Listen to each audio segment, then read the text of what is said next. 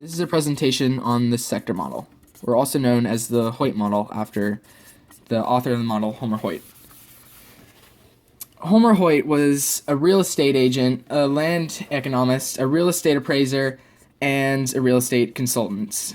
And he lived in Chicago, and that's where he worked and created the urban model, the Hoyt model, or the sector model, to be used to help with this real estate and show how urban land is developed and distributed, so to help with how houses are shown and how everything goes.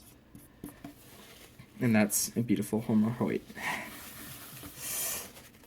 He created the sector model and to show different sectors of how everything worked. So the sector model starts off with like a major point of it. It starts with the CBD, which is this dark dot right here. And then from there is line of transportation and industry. And then to the left of it, it's some low residential. And then to the right of there is also some more low residential. And then extending from the CBD, there is some high class residential and then more middle class in between to break it up.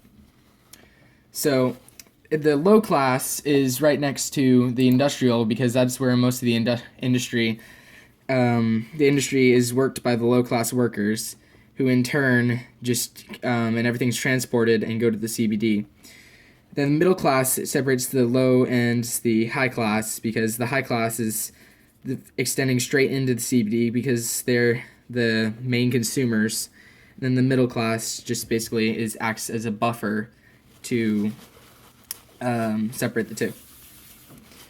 The main part of this model is based off of Chicago.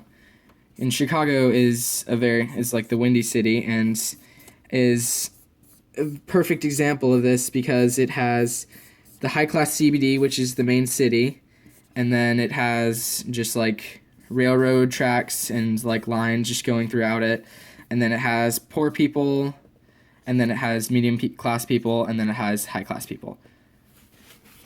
But the most major part of this model that separates it from other models is its accounting for transportation, like train tracks or airports or anything. Transportation is a major part of how land is distributed because it accounts for how everything can be priced and go through everything. It's a great drawing of a train. If you can't tell, this is a train. It's beautiful. But transportation is a major part of the model because it determines how business and everything is going to go. And that is the sector model.